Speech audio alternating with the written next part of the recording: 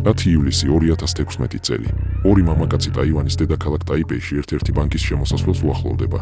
ერთ-ერთი მათგანი შემოსასვლელს დარაჯობს, მეორე კი ბანკომატს უახლოვდება, მაგრამ ის თავისი ბარათიდან თანხის განაღდებას ნამდვილად არ აპირებს, მით უმეტეს მის აფეთქებას. ის უბრალოდ იცდის და შემდეგ რაღაც საინტერესო ხდება. ბანკომატი ფულის გადმოღრას იწყებს. მას მხოლოდ ფულის შეგროვება და ჩანთაში მოთავსება უწევს და როცა უცნობი უახლოვდება ბანკს, ორივე სწრაფად უჩინარდება. მანამ სანამ ეს ორი ადამიანი ბანკომატიდან გადმოღრილ ფულს აგროვებდა, მსოფლიოს სხვადასხვა ქალაქში ზუსტად იგივეს აკეთებდა კიდევ 20 ადამიანი. ეს მხოლოდ ერთი ფრაგმენტია გლობალური ოპერაციიდან.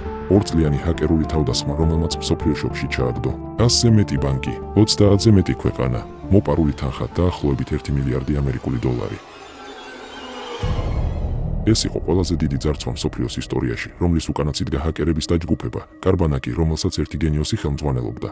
მაგრამ იმ ერთ ღამეს ტაიპეიში მათ დაუშვეს საბედისწერო შეცდომა, რომლისაც მოგვიანებით ძალიან მძიმე შედეგები მოყვება.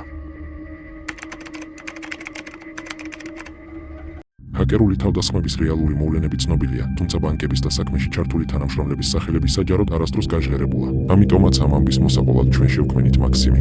ახლა 2014 წლის 8 აპრილია. მაქსიმი უკრაინულ ბანკში მუშაობს. ის ძალიან კარგი თანამშრომელია, მაგრამ ერთი ძალიან ცუდი ჩვევა აქვს. ის არასდროს აკეთებს Windows-ის განახლებებს. ალექსი სამუშაო მაგიდასთან ზის, ყავას სვამს და ფიქრობს გოგონაზე მიმღებში, რომელიც მალულად მოსწონს. ამ დროს მას მოდის წერილი მეილზე. ეს სერგეია, მისი თანამშრომელი. წერილსთან ახლავს დოკუმენტი წარწერით, ფედერალური კანონი ნომერი 115-ის შესახებ. ეს რაღაც მნიშვნელოვანი უნდა იყოს. მაქსიმი ხსნის ფაილს, კითხულობს, ხურავს და ჩვეულებრივ სამუშაო დღეს აგრძელებს. რამდენიმე თვის შემდეგ მაქსიმი სხვა თანამშრომლებთან ერთად თათბირს ესწრება. მისი უფროსი ნამდვილად გაბრაზებული ჩანს. ბანკის ზოგიერთი ბანკომატი ავტომატურ რეჟიმში თავისით გასცემს თანხებს. როგორც ჩანს, ვინც საკმარისად იღბლიანია, რომ ამ დროს ბანკომატთან აღმოჩნდეს, უბრალოდ შეუძლია აიღოს ფული და წავიდეს. ბანკი შესაძლოა კიბერშეტევის მსხვერპლია. თანამშრომლებს აფრთხილებენ, რომ საეჭვო ბმულებს და წერილებს თავი აარიდონ. ბანკმა ამ პრობლემის გამოსაძიებლად დაიქირავა კასპერსკი. ეს იორტ ვან დერ ვილია, ის ერთ-ერთი წევრია იმ ჯგუფის, რომელიც ამ საქმეზე მუშაობდა. მან გადაამოწმა ყველა ბანკომატის მყარი დისკი, მაგრამ ვერაფერი იპოვა. არც ერთი საეჭვო აქტივობა, არც ერთი პატარა კვალი, რომელსაც შეიძლებოდა გაყოლოდა. რამდენიმე თვის შემდეგ ვილიშვა ღამისას ზარს იღებს ტელეფონზე. ახლა ღამის 3 საათია. ეს ერთ-ერთი მსხვილი რუსული ბანკის მენეჯერია. რაღაც საშინელება ხდება. რამდენიმე წუთში საგამოძიებო ჯგუფის ერთ-ერთი წევრი მიდის ბანკში. IT სპეციალისტი პანიკაშია. ვიღაცამ მათ დომეინ კონტროლერზე მოიპოვა წვდომა. ეს ბანკის ქსელის გულია, თუ მას აკონტროლებ ყველაფერს. მათ აღმოაჩინეს, რომ ბანკის მონაცემები იგზავნება სადღაც ჩინეთში. კასპერსკის სპეციალისტი სისტემას ამოწმებს. მალევე ის პოულობს პროგრამას, რომელიც საშუალებას გაძლევს დააკვირდა და აკონტროლო კომპიუტერი დისტანციურად. ახლა შეიძლება მათ ვიღაც უყურებდეს. მას იდეა აქვს. ის ხსნის Word-ის ფაილს და წერს რუსულად. გამარჯობა. ისინი იცდიან რამდენიმე წუთი.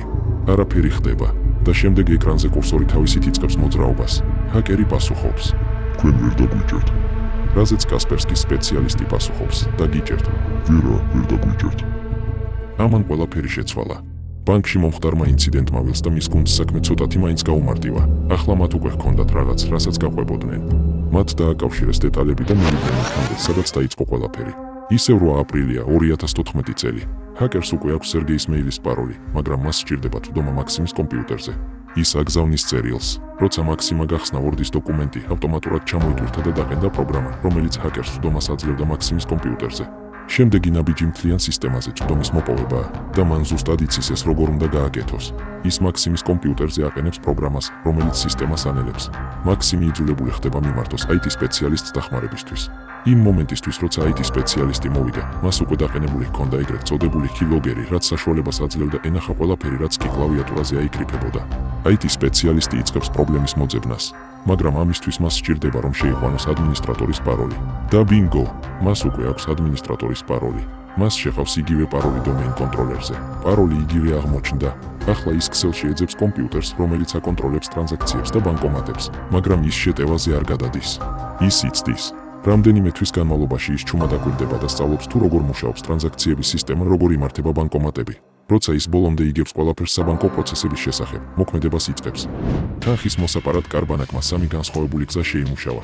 პირველი გზა იყო ტრანზაქციების მენეჯმენტის ანგარიშიდან თანხის გადარიცხვა საკუთარ ანგარიშებზე, მაგრამ საბალანსო ციფრები არ უნდა შეცვლილიყო.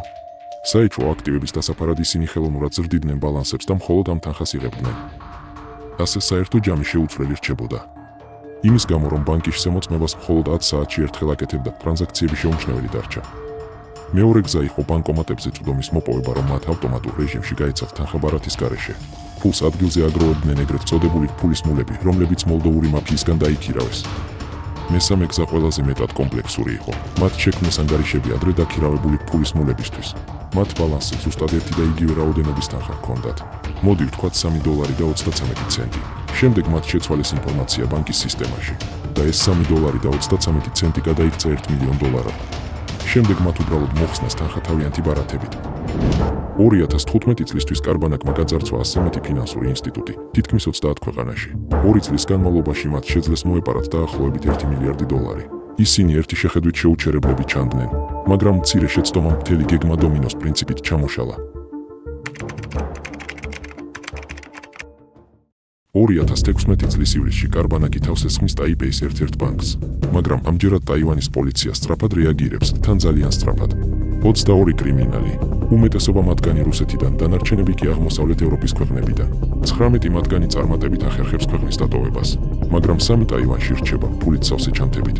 მათი სახეები ქვეყნის მასშტაბით ტელევიზიით ვრცელდება. მათ ახლა როგორღაც უნდა მოახერხონ ფულის მოშორება. ერთ-ერთი მათგანი, სახელად ბობი ფულს ტაიპეის ცენტრალური სადგურის შემნახვალ საკანში ტოვებს, სადაც მას მოგვიანებით ორი უცნობი მამაკაცი აკითხავს. ისინი იღებენ ფულს და მიდიან სასტუმროში, სადაც მათ უკვე პოლიცია ხვდება. Вы знаете ли, зачем мы вас содержаем? Что примерно долго гоняем? პოლიცია დამნაშავეებს ადგილზე აკავებს და სასტუმროს ოთახისკენ მიყავს. Сколько у вас человек всего? Здесь нас двое. Нет, целая группа. Чего группа? Вот это преступление. მათ ოთახში სამართალდამცავები პოულობენ დაახლოებით $1.5 მილიონ. მათ დააპატიმრეს 3 დამნაშავე, მაგრამ ისინი მხოლოდ დაბალი დონის შემსრულებლები იყვნენ. მაგრამ ერთ-ერთი მათგანის ტელეფონში აღმოაჩინეს ნაღდი ფულის ფოტოები სხვადასხვა ვალუტაში, მიმოწერა და იმეილების კვალი, რომელიც მიუთითებდა ერთ ადამიანზე, კარბანაკის ხელმძღვანელზე. ევროპოლი, FBI, კიბერუსაფრთხოების კომპანიები და სხვადასხვა ქვეყნის სამართალდამცავი ორგანოები დაუღალავად მუშაობენ ამ ადამიანის მოსაძებნად. მაგრამ მათ არ იციან, რომ ის მსოფლიოს მეორე ბოლოში ზღვისპირა ვილაში უდარდელად ცხოვრობს. 2018 წლის 6 მარტი. ეს დენისია. ის უკრაინელია, მაგრამ ახლა ის თავის ცოლთან და მცირეწლოვან ვაჟიშვილთან ერთად ალიკანტეში, ესპანეთის ერთ-ერთ ქალაქში ცხოვრობს. მას ხალხთან კომუნიკაცია დიდად არ უყვარს და სახლსაც ძალიან იშვიათად ტოვებს. დღესაც, როგორც თითქმის ყოველთვის, ის თავის ლეპტოპთან და ახალ, მავნე პროგრამის კოდს წერს. ის ნამდვილად ერთ-ერთი საუკეთესოა მის საქმეში. ყველაფრის საყიდლად ის ბიტკოინს იყენებს, რადგან ასე მისი მიგნება რთულია. იმ დროისთვის მისი ქონება დაახლოებით 15,000 ბიტკოინი იყო. მისი ღირებულება 2018 წლისთვის $162 მილიონ შეადგენდა, დღეს კი მილიარდზე მეტია. მაგრამ არის რაღაცები, რასაც ბიტკოინით ვერ იყიდი. სახლის და მანქანის შესაძენად ციფრულ ვალუტას ვერ გამოიყენებ. დენის ნაღდი ფულის გამოყენება უწევს, რაც კვალს ტოვებს. ეს კვალი ხდება გამოძიების მთავარი ძაფი. პოლიცია კვალს მიყვება. ის კი პირდაპირ დენისამდე მიდის.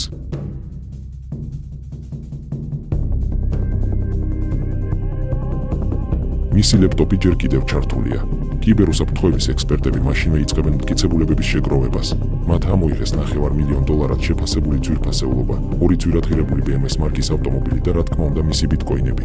მაგრამ მოპარული $1 მილიარდი ბედი კი დღემდე გაურკვეველი რჩება.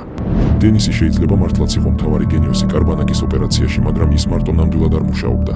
2018 წელს კიდევ საქმეში ჩართული 3 უკრაინელი ჰაკერი დააკავეს. მაგრამ სამწუხაროდ კარბანაკის მალვე დღემდე არსებობს და მას სხვადასხვა ჰაკერული დაჯგუფებები ჯერ კიდევ აქტიურად იყენებენ.